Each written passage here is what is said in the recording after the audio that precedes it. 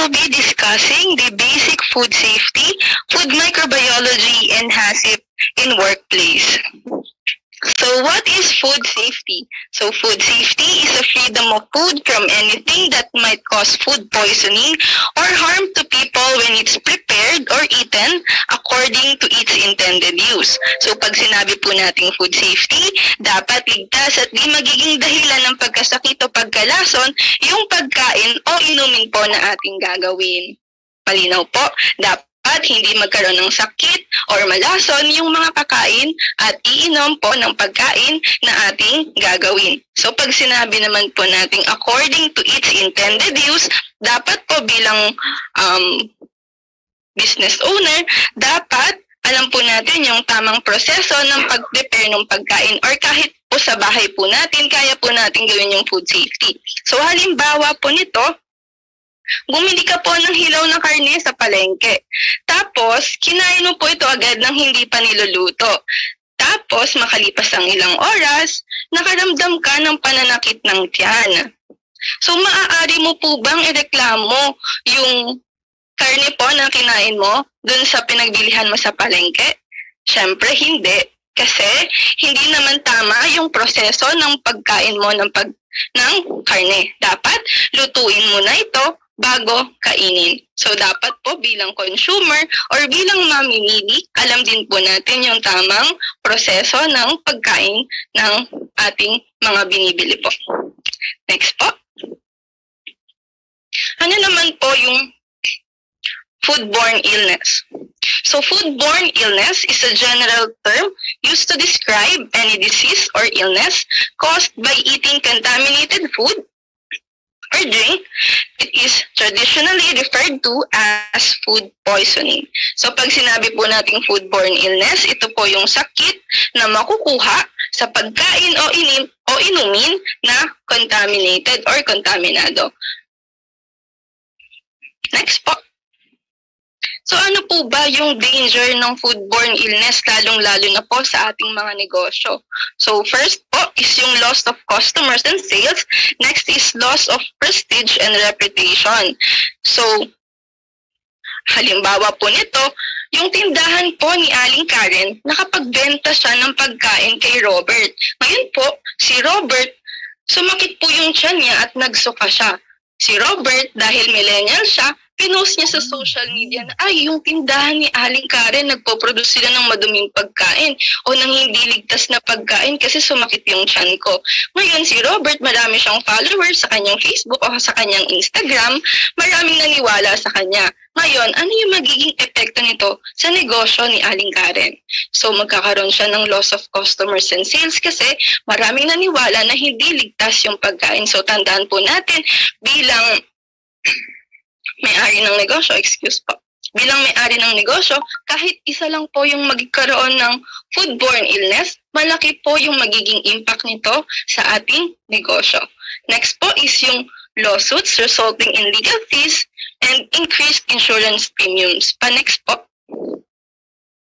Ayan. Tandaan din po natin bilang kung may plan po tayong magnegosyo with regards to food, meron pong batas na patungkol sa food safety. Ito po yung Food Safety Act of 2013 or Republic Act 10611. So ang i-discuss ko na lang po dito yung malalang part po kapag po nagkaroon tayo ng foodborne illness, kapag po nagkaroon ng death sa ating customer. So kapag po nagkaroon ng death po sa ating customer, ano pong mangyayari?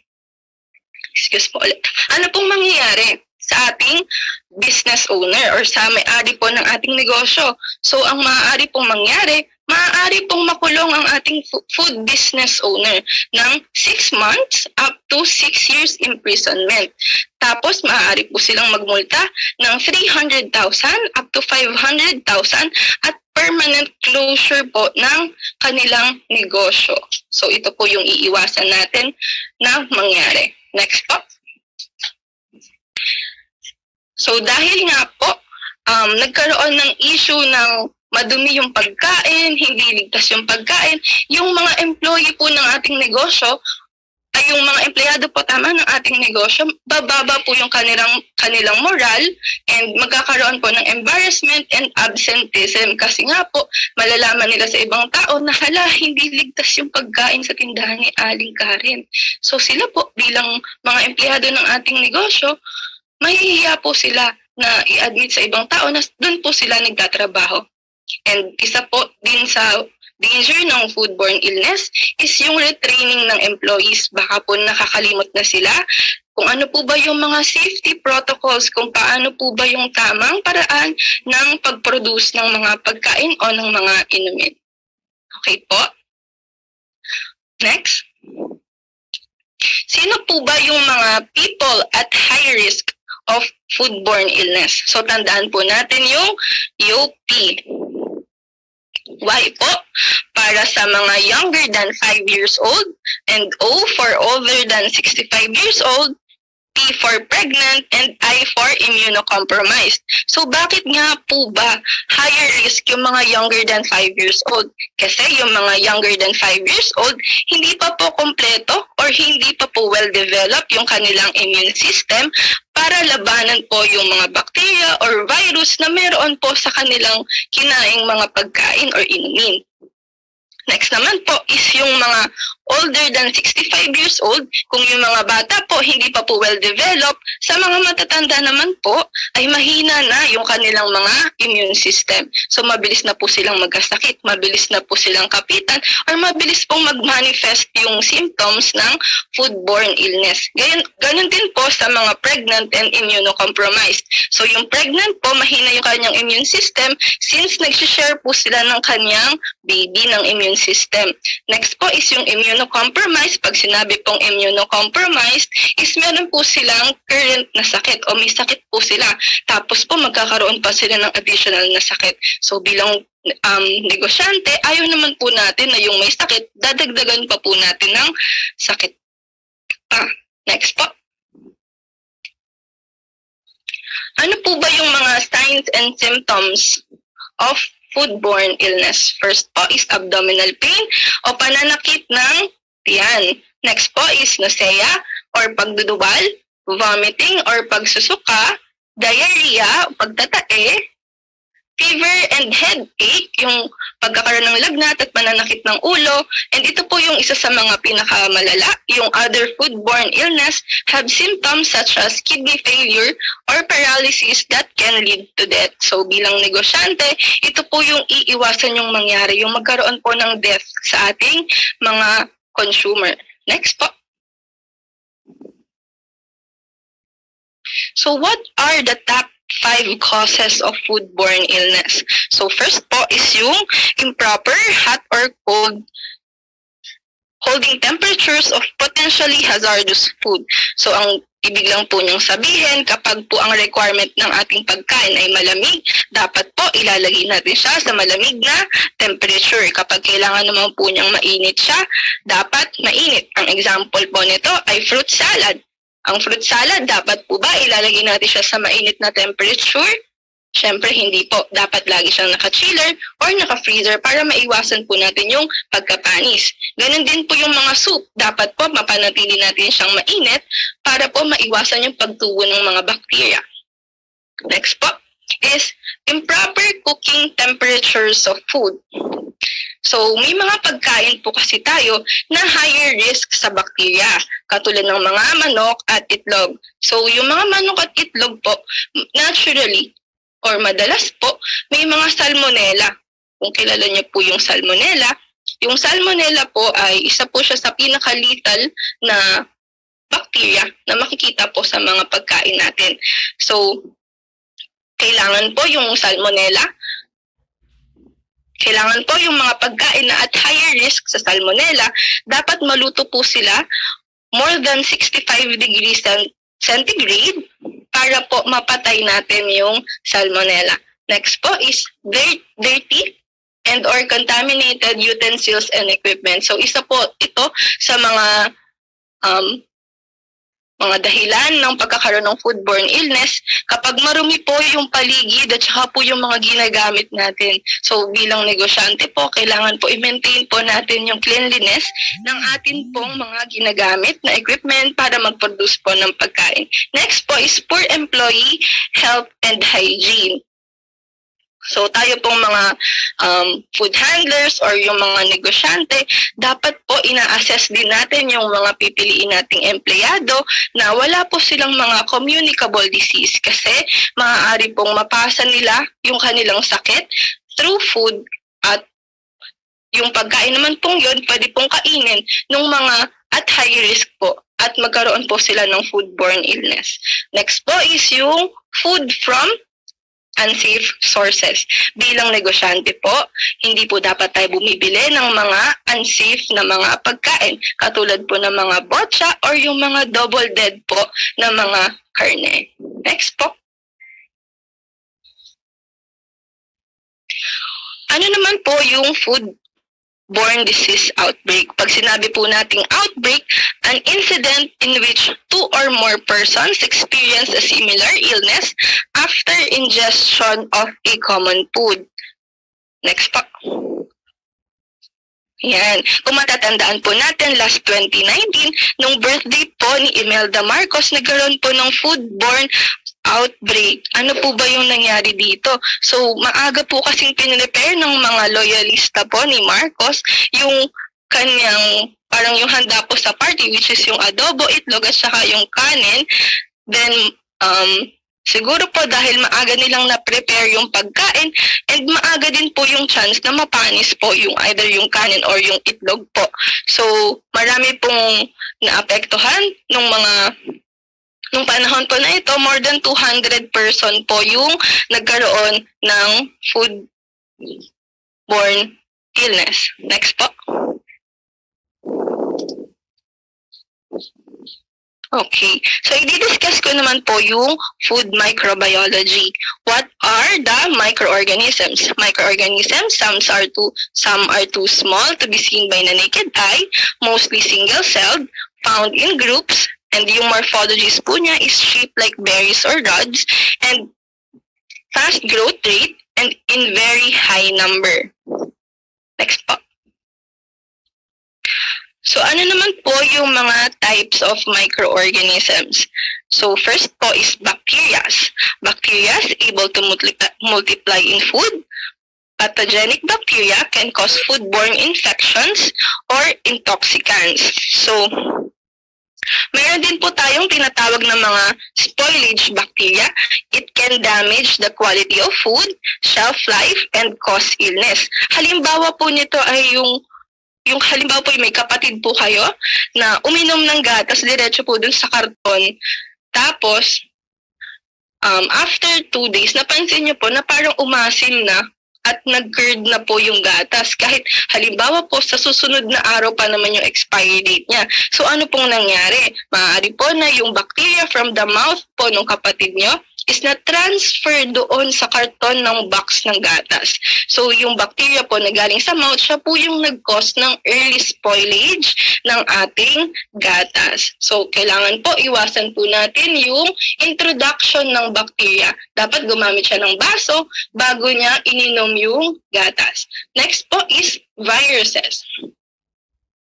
Viruses usually contaminate food through a food handler's improper personal hygiene. So ano po ba yung mga common virus na natatransmit from human to food? Example po ay yung human norovirus as well as yung hepatitis A virus. Ito po yung most common foodborne viruses.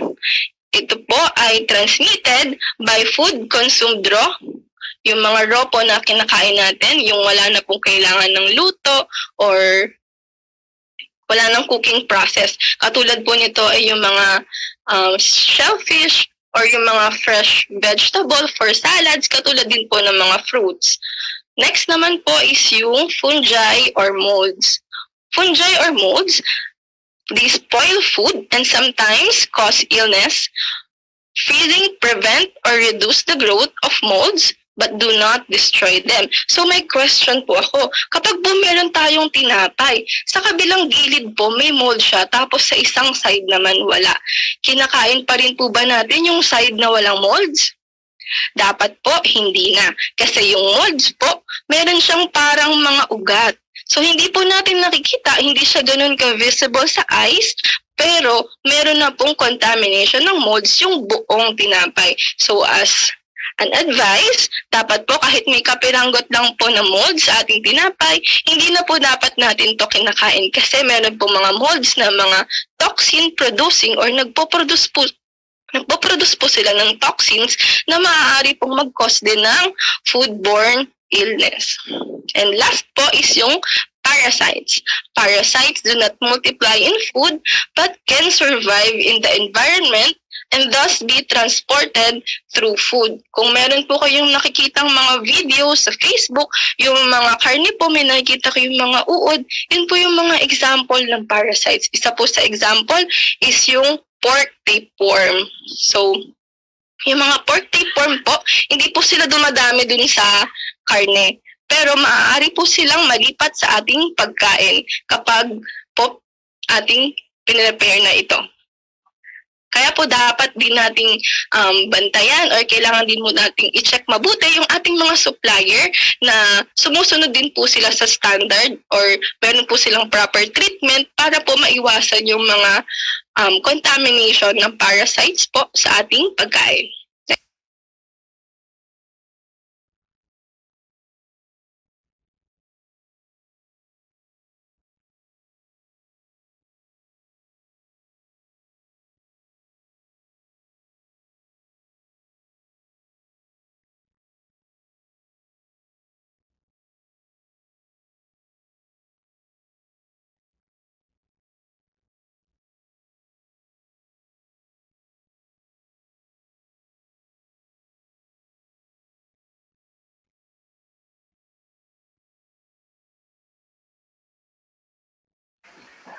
Hello, sorry po na wala po yung internet connection namin. So, next po. So ano po ba yung dapat nating iwasan para mag-grow yung bacteria? So meron po tayong bacterial requirements. Tandaan niyo po yung word na FATTOM. Yung FATTOM po, ito po yung kailangan ng bacteria para dumami po sila. So ito po yung tatandaan natin, ito po yung dapat na iwasan natin bilang mga negosyante. Okay, first po is food. So bacteria loves high protein and carbohydrates. So ano po ba yung mga example nito? Yung mga karne for protein and carbohydrates naman po ang example nito ay yung mga kanin or yung mga pasta. Yan po, kung mapapansin nyo din po, sila din po yung mga mabilis na mga mapanis. Next naman po is for acidity, yung pH value between 4.6 to 7. So between this temperature, yan po yung favorite ng bacteria to grow. So, kailangan po iwasan din natin hanggat maaari na nandito po yung range ng pH ng ating mga pagkain. And next po is yung temperature. Yung temperature naman po is meron tayong danger zone. So, yung temperature danger zone po, dito po best na nagmumultiply o dumadami yung mga bacteria.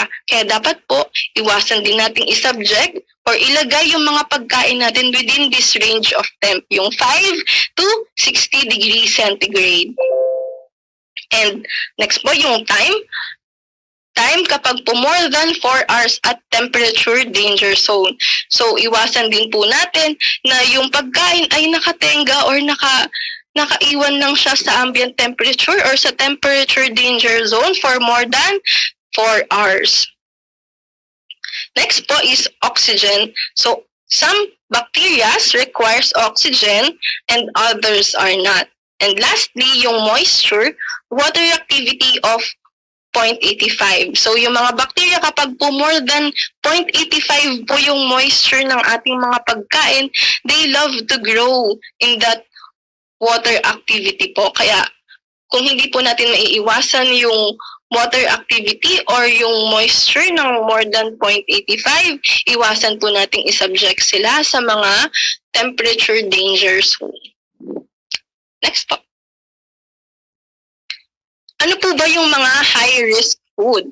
So pag sinabi po nating high-risk food, also known as potentially hazardous food, is yung mga ready to eat. So it has no extra preparation such as washing or full cooking.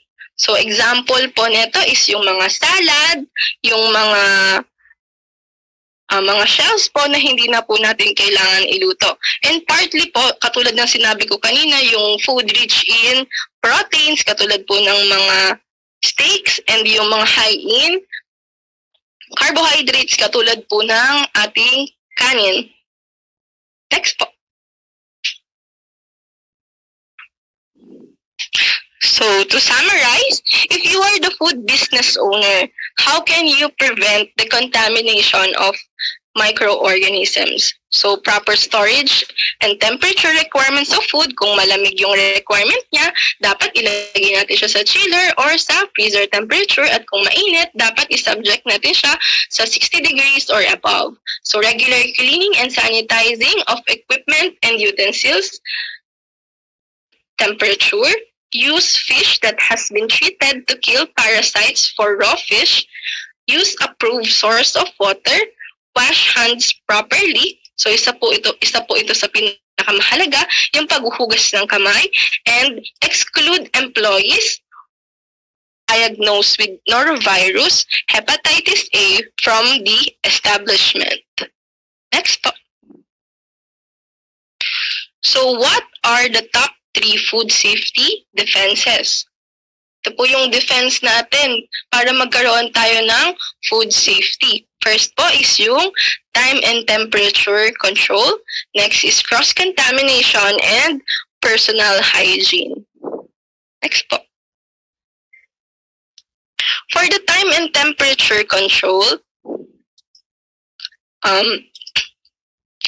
so kanina po nabanggit ko, yung temperature danger zone, ito po yung between 5 to 60 degrees centigrade, and temperature where disease-causing bacteria grow and multiply, and bacteria grows faster at 21 to 52 degrees centigrade. So dapat po kailangan nating i-control or kailangan nating iwasan na masubject natin yung mga pagkain natin within this range of temperature.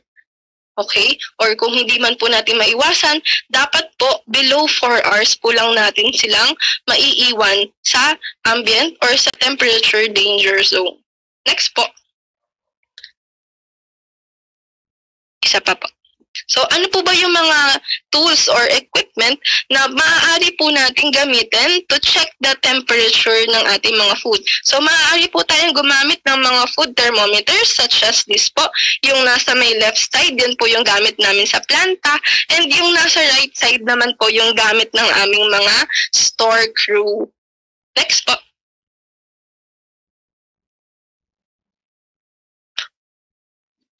So, how do we recognize the danger time? First is left standing in room at an ambient temperature. Ito po yung mga danger time. Kapag iniwan po natin yung ating mga pagkain sa ambient temperature, heated slowly. Bakit po kasama yung heated slowly? Kasi kapag ininit po natin sila ng mabagal, mas matagal din po natin or mas matagal po natin silang nasasubject sa temperature danger zone. Tapos next po is left in sunlight, for instance in shop window. So yung sunlight, magbibigay po kasi siya ng init dun sa ating pagkain. So possible din po na masubject din siya sa temperature danger zone.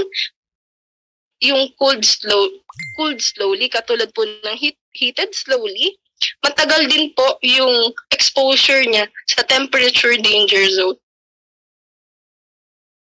Next po. Ano po ba yung possible na magiging poor practice ng mga nagnenegosyo with regards to time and temperature controls? So first po is cooling food slowly before refrigeration, preparing food too far ahead of sale or service, and keeping it at ambient temperature. So marami pong guilty akong nakikitang mga karinderya dito, yung mga luluto po sila ng sobrang aga kahit po halimbawa pang lunch pa naman yung pagkain pero naluto na nila ng madaling araw pa lang. Yung mga ganun po kasing pagkain, mabilis po kasi silang mapanis mas lalo po. Kung hindi naman po nila nalagay sa maayos na temperature, kung nalagay lang, madalas po nakikita natin, nakalagay lang po sa mga mesa nila sa may gilid, yun po, iwasan po natin din yung ganito. Kailangan po meron po tayong tamang management ng time kung ano din po yung oras na kailangan lutuin natin yung pagkain para sa certain period po nung ating pag-service ng pagkain.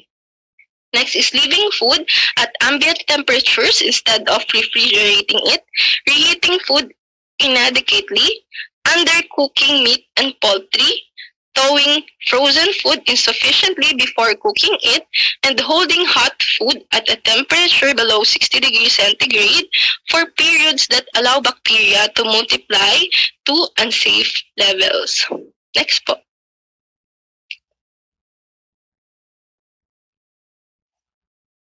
So, paano po ba natin maiiwasan na yung atin pong mga pinrepare na pagkain ay maalis po siya sa danger zone?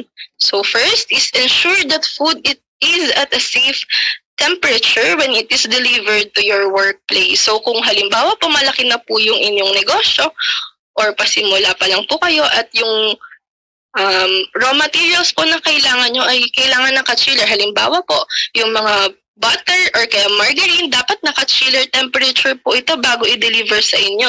Huwag niyo po hayaan na yung nagde-deliver po sa inyo ay naka-ambient temp lang at pagkadating po sa inyong negosyo ay tunaw-tunaw na po ito. So dapat po iwasan din po natin to kasi hindi lang po yung food safety yung ating magiging kalaban, maging yung quality din po ng ating mga raw materials. Next po, refrigerate raw, highly perishable, and high-risk food immediately after delivery. So, yung mga raw, highly perishable example po nito is yung mga karne. So, halimbawa po may dineliver po sa inyong mga karne. After pong i-deliver, wag po natin hayaan na itambak po muna natin halimbawa sa mesa bago po natin ilagay sa ref. So, dapat po pagka-deliver, i-sort po natin to agad, i-clean po natin, i-wash. Pagkatapos po nun, kung hindi pa naman siya iluluto or for halimbawa for next day pa siya, i-chiller po natin siya agad. Next is keep refrigerated food in storage until just before it is needed for preparation or serving. Yun, katulad lang din po ng sinabi ko kanina na kung hindi pa naman po gagamitin, i-ref po muna. Next po. So, cook food thoroughly, serve hot food at 60 degree or hotter, cool food as rapidly as possible so that the food spends shortest time possible in temperature danger zone. So example po nito, halimbawa yung ube halaya po na pinaproduce sa planta, pagkaluto po nito, nilalagay namin siya sa flat pan and then isasubject namin siya sa chiller para mas mabilis siyang mag-cool. So dapat kapag nagre-rapid cooling tayo, walang kasamang ibang pagkain yung loob ng ref or yung loob ng chiller kasi possible naman na magkaroon ng contamination, lalong-lalo na kapag yung kasama nung ref ay raw.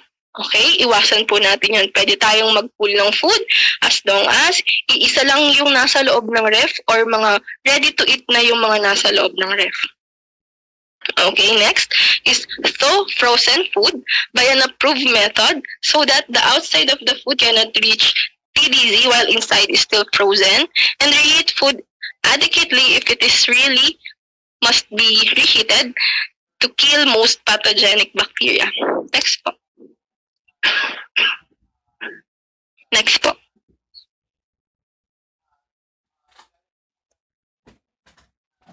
So, kanina po nabanggit na dapat tama po yung thawing ng food. So, ano po ba yung proper method of thawing food?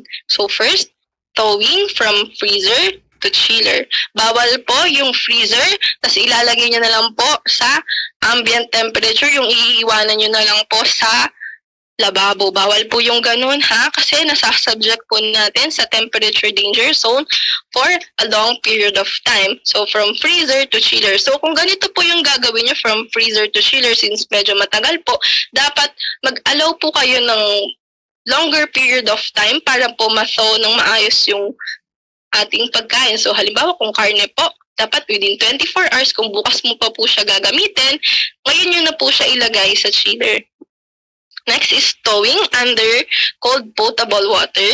And lastly, using microwave oven. So ito po yung isa sa pinakamabilis, yung gumagamit po tayo ng microwave oven. Next po.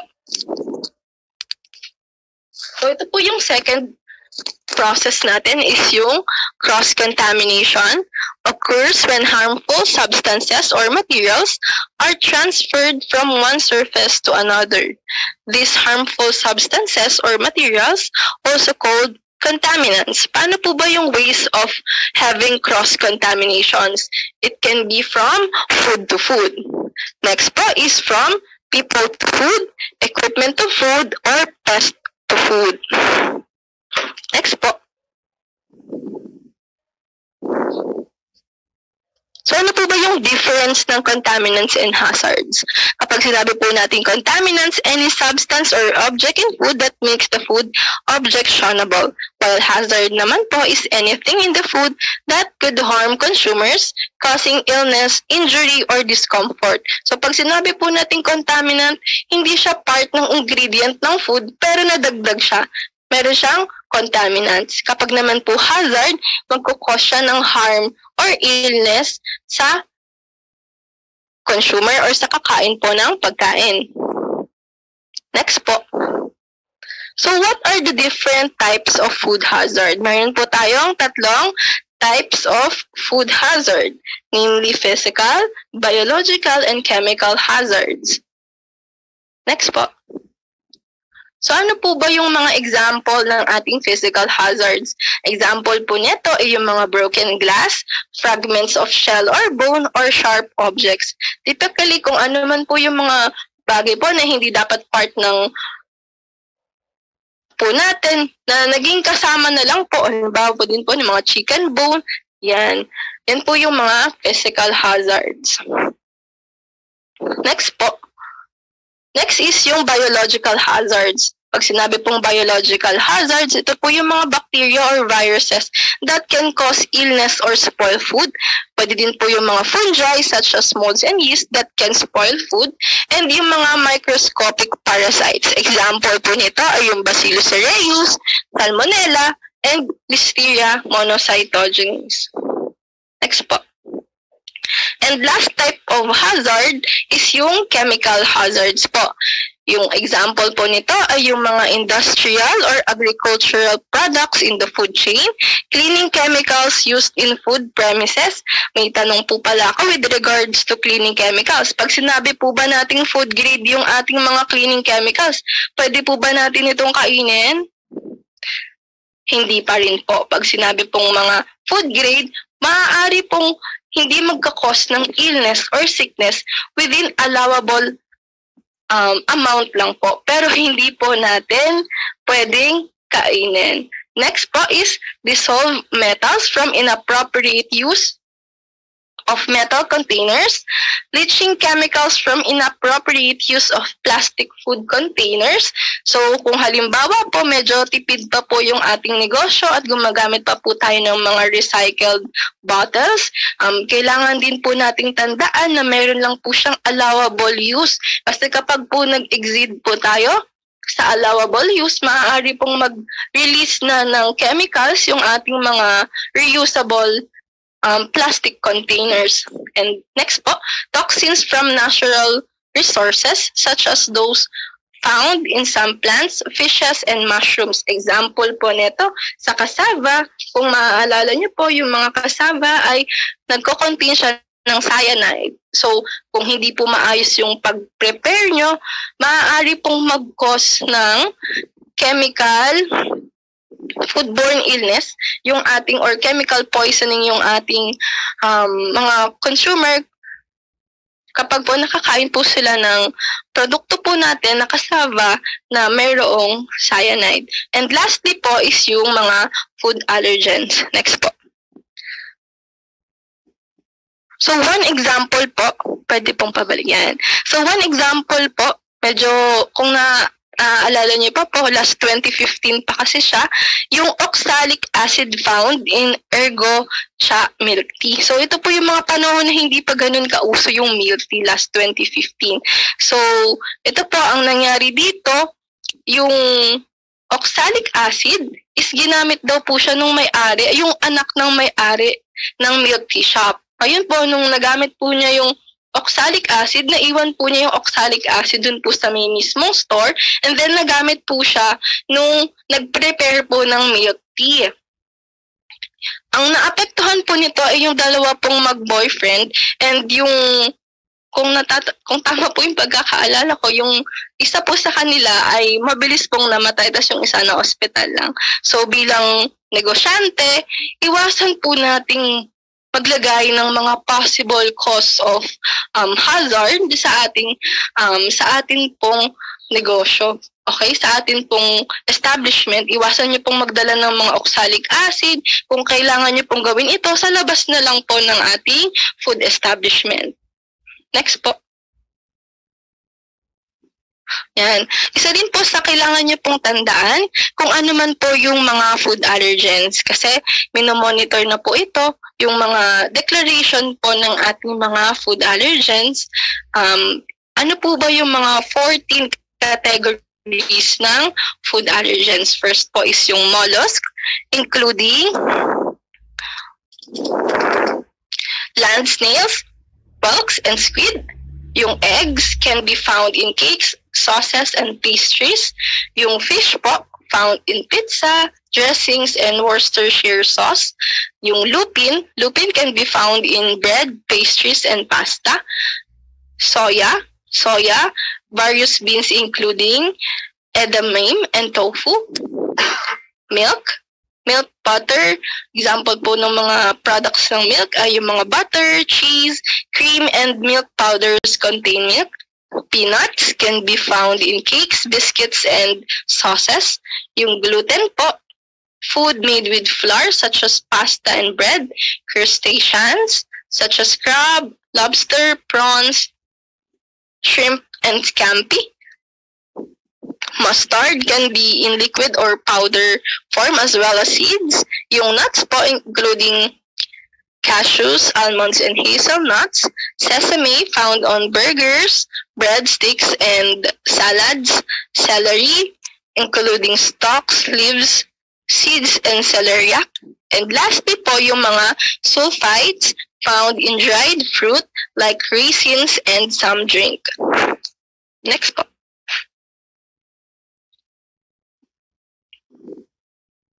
So ano po ba yung mga main ways of limiting cross-contaminants? For physical hazards, avoid using breakable materials such as glass in production area.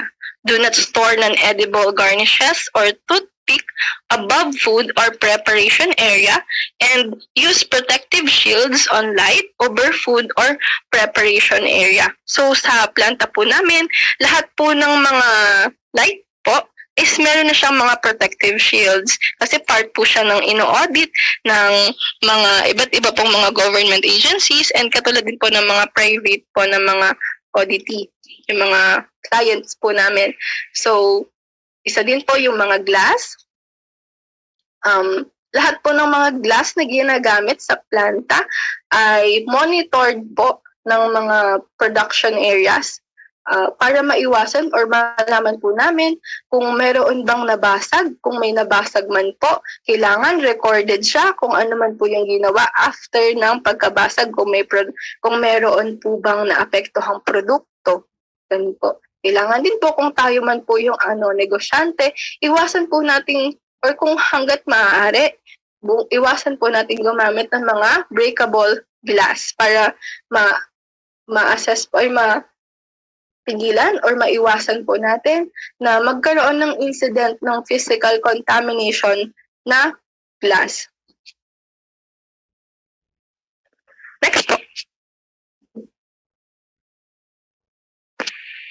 Next po. Next po. Hello? Next po. Hello po.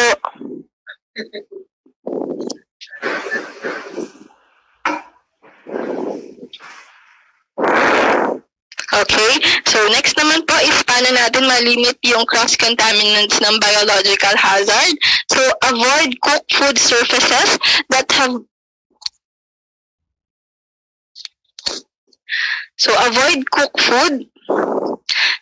been used for raw food. Wash hand after handling raw foods and before handling ready-to-eat foods. Keep raw foods from touching or drippings onto ready-to-eat food. So, ang example po nito, yung picture po natin sa may left side. Ito po pala sa may first part, yung avoid cooked food surfaces that have been used for raw food. So, sa atin pong negosyo, kung medyo tight pa po yung ating budget at iisa pa lang po yung kaya nating mabiling chopping board. So, kung gagamit po tayo ng raw or kung maghihiwa man po tayo ng raw food, tapos ang next naman po natin is nakalimutan po nating unahin halimbawa yung mga ready-to-eat food, halimbawa po ng carrots para po sa salad, ilinisan po natin itong maigi, linisan ng soap and water. Okay po? Or if ever, yung recommended po talaga is separate po dapat yung chopping board natin for raw and for mga ready-to-eat food. And next naman po is yung keep raw foods from touching or drippings onto ready-to-eat food. So kung halimbawa po yung ref po natin, iisa lang and sama-sama po yung raw and yung mga ready-to-eat food, iwasan po natin yung ganitong setup. Yung nasa taas po yung raw, tapos nasa baba naman po yung mga ready-to-eat food. Dapat po nasa taas yung ready-to-eat at nasa ilalim po yung mga raw food para maiwasan po yung cross-contamination. Next is use potable water, ice from approved supplier, wash and sanitize cleaning rags and sponges after every use, and keep all pests away from food. So isa po sa mga bilang food quality assurance analyst po, isa po sa mga mabilis pong nag-failed sa analysis yung ice. Kasi yung ice po, mabilis siyang hawakan. Siguro po yung mga planta po ng mga ice, yung mga tao po doon, since hindi naman din sila ganun ka-monitored. Halimbawa po, galing po sila sa comfort room, tas diretso po silang pumunta sa production area. Hindi nakakalimutan po nilang maghugas ng kamay. So, meron po kasing mga ice sample na nagpa-positive po sa E. coli. So, bilang mga negosyante, iwasan din po nating bumili ng mga ice po, lalo po kung para po ito sa ating mga drinks nang hindi po galing sa approved supplier. Or yung halimbawa po, yung mga galing sa palengke na mga yelo, yung mga nakalagay po sa sahig, iwasan po natin itong gamitin bilang pang inumin po na yelo. Okay po. Next po. For chemical hazards naman po, thoroughly wash fruits and vegetables para ma-rinse off po natin yung mga chemicals po, yung mga pesticides po na ginamit sa ating mga fruits and vegetables. And for only trained professionals should be allowed to apply pesticides, properly stored and labeled chemicals or pesticides. So, ganyan din po kung gagamit po kayo or yung negosyo po ninyo is gagamit po kayo ng mga chemicals or pesticides, kailangan po properly labeled po yung ating mga chemicals and pesticides para maiwasan po natin magkaroon ng contamination. Next is wash hands after handling chemicals and do not overuse additives and preservatives. So tandaan din po natin na meron lang pong allowable amount na dineclare si FDA. For example po, yung vitamin A. So okay naman po na magkaroon ng vitamin A, pero ang hindi po okay kapag sumobra. Next po.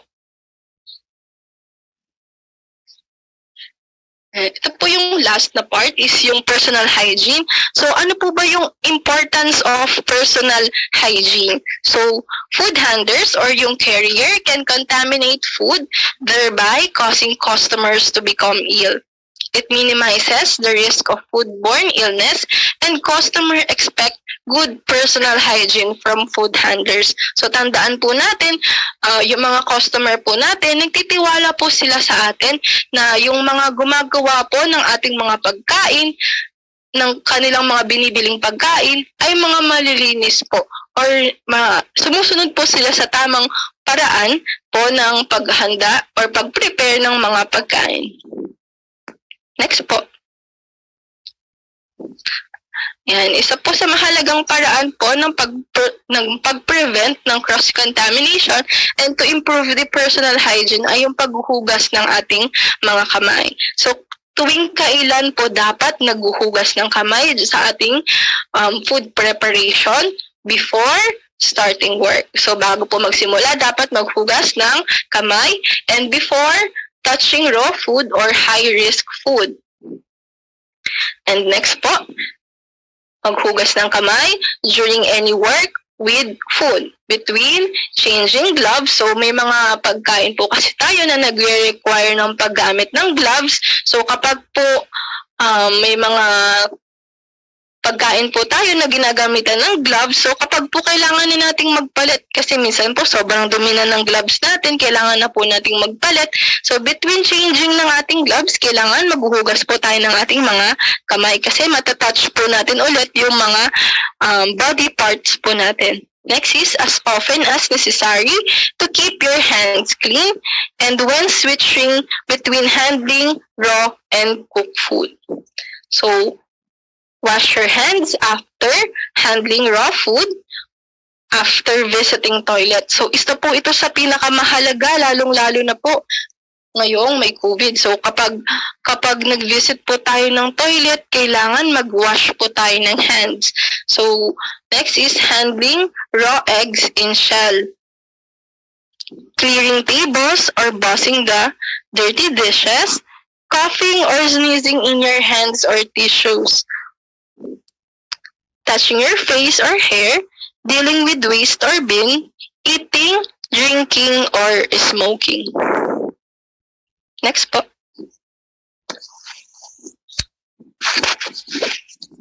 So, for disease control or employee health conditions, all food handlers must secure medical health certificate. So, requirement po ito ng ating local government na kapag meron po tayong negosyo with regards to food, dapat po merong medical health certificate yung ating mga employee. So, yearly po nagkakaroon po kami ng annual physical exam. Kailangan po kasi walang mga communicable disease yung ating mga employees. Next po is employees must report illness to management. Isa din po ito sa pinakamahalaga. Dapat po yung ating mga employee maging honest po sila sa ating mga management kapag po may nararamdaman na po silang sakit. Dapat po hindi po sila nasa part ng mga food handlers, pwede po nating isilang ilipat. Halimbawa, sa mga nag-handle lang po ng mga raw products, yung mga nakakahon pa po, ganun, pwede po sila doon kung hindi naman po communicable yung disease nila.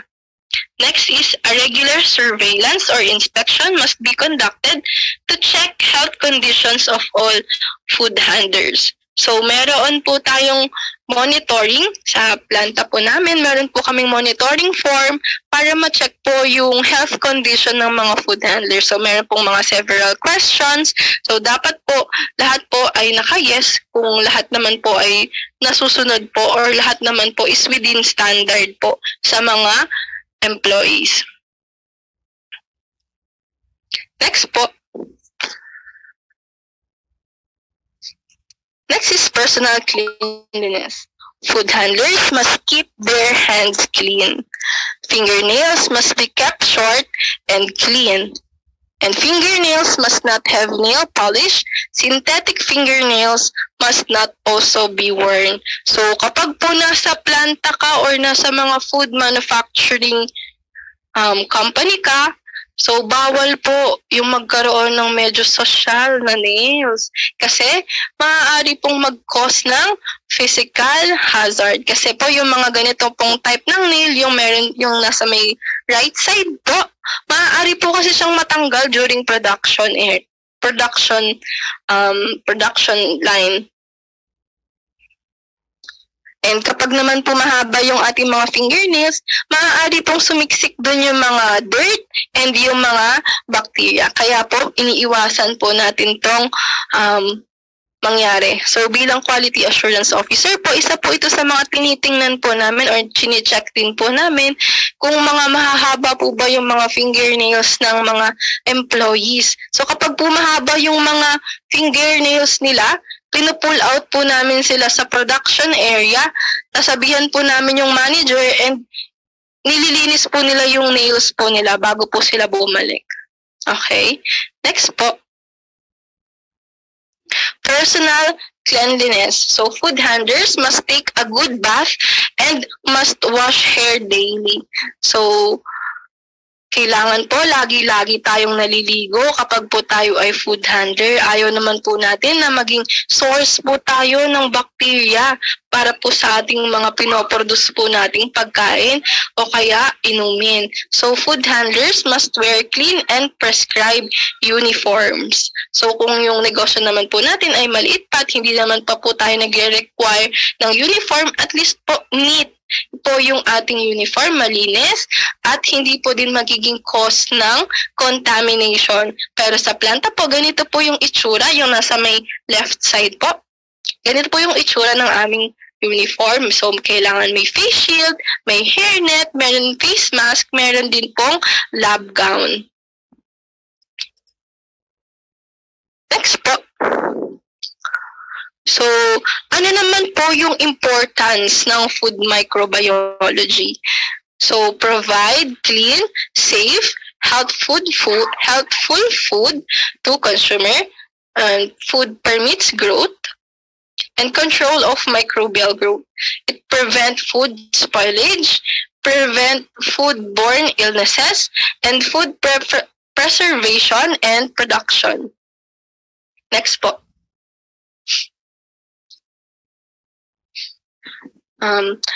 Mayroon po tayong mga pathogens sa food. Pag sinabi po nating pathogens, sila po yung mga bacteria na nagkukos po ng disease sa humans. So, yung dito po sa report natin, kumuha lang po ako ng 3 most common pathogens in food.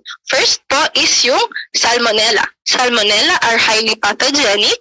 All strains are pathogenic to humans. Tandaan po natin, lahat po ng strain ni Salmonella ay pathogenic to humans. Can be found in many foods, including beef, chicken, egg, fruit, pork, sprouts, vegetables, and even processed foods such as nuts, butters, frozen pot pies, chicken nuggets, and stuffed chicken and cheese.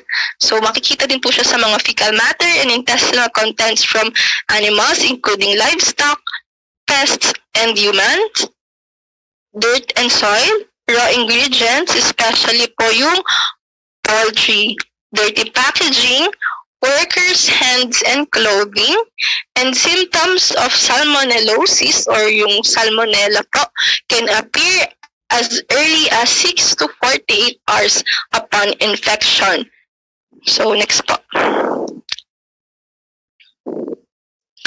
So, tandaan din po natin yung salmonella is the most common cause of foodborne illness worldwide. So, yung next naman po nating pathogen is yung Listeria monocytogenes. So, yung Listeria monocytogenes po may persist as biofilms on equipment, utensils, floors, and drains. Kung makikita nyo po sa inyong mga bahay, meron po kayong makikita minsan kapag medyo natagalan po tayong maglinis, meron po kayong makikitang parang mga clear white po sa ating mga drains. So, possible po na meron pong Listeria monocytogenes dito. Okay? So, yung source po natin is raw unpasteurized milk, and cheeses, ice cream, raw or processed vegetables, raw or processed fruits, raw or undercooked poultry, sausages, hot dogs, deli meats, and raw or smoked fish and other seafood. Tandaan din po natin na yung Listeria monocytogenes can survive and excuse lang po.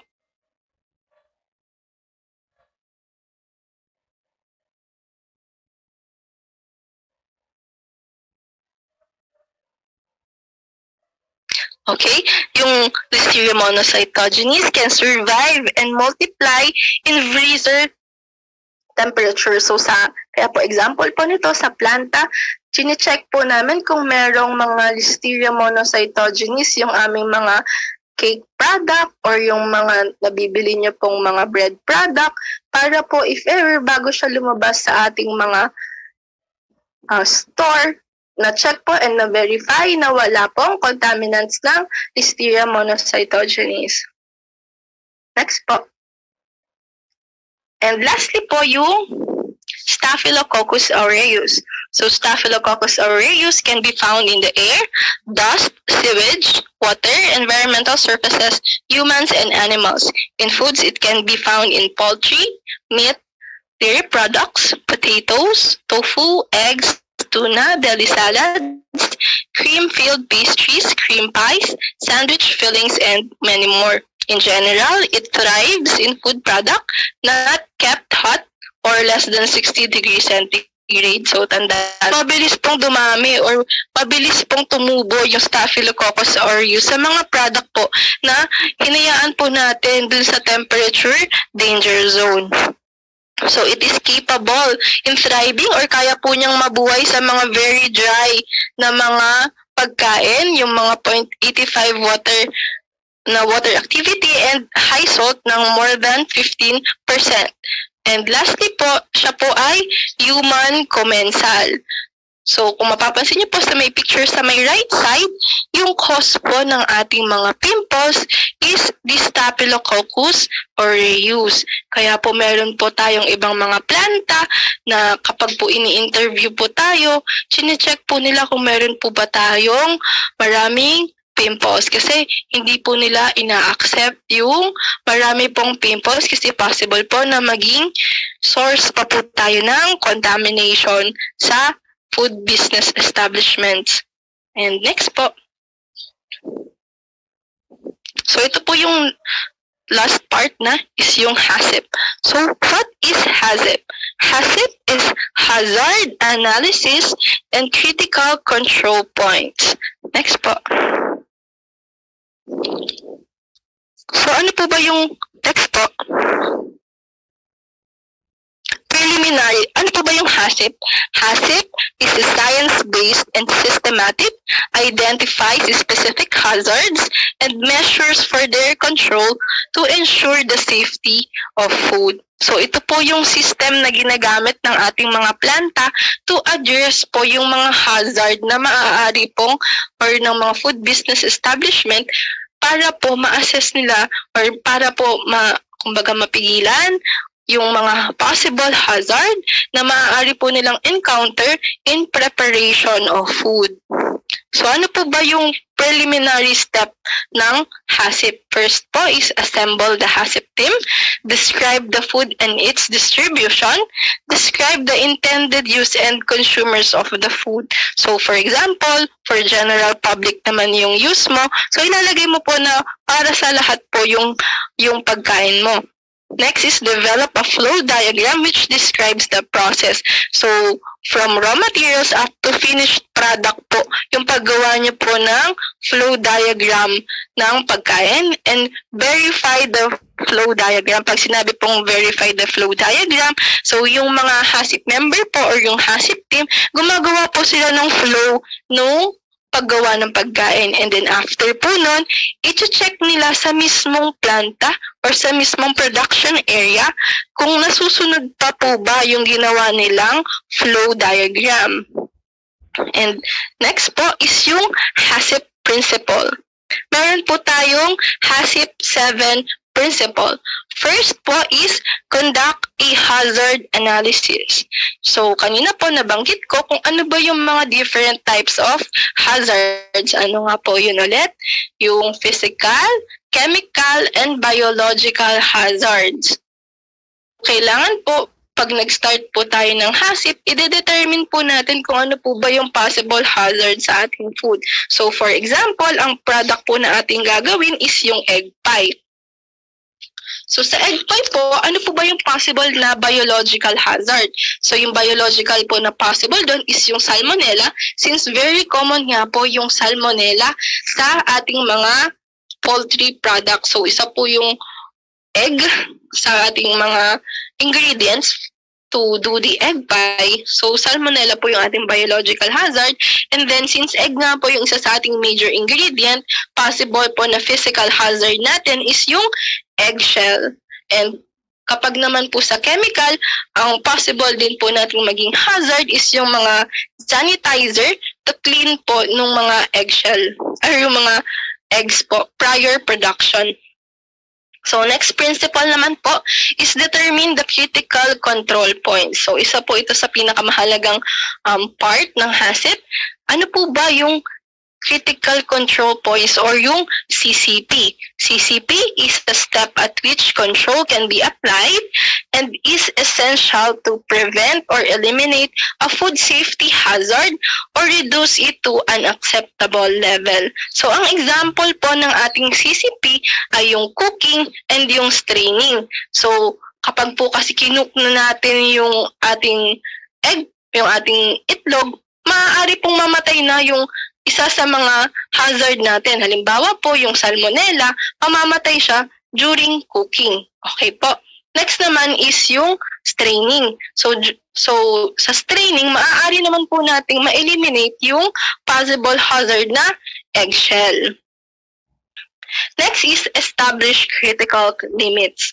For establishment of critical, so ano po muna ba yung critical limits? Kapag sinabi po natin critical limits, it is the maximum and or minimum value to which a biological, chemical, or physical parameter must be controlled at a CCP to prevent, eliminate, or reduce to an acceptable level the occurrence of a food safety hazard. So for example po, yung cooking natin, dapat po within the temperature of 65 degrees centigrade for 5 minutes. So ito po yung ating critical limit. So dapat po ma-reach ng ating egg pie yung 65 degrees centigrade for minimum lang po yung 5 minutes kasi dapat po maluto naman po natin yung ating egg pie.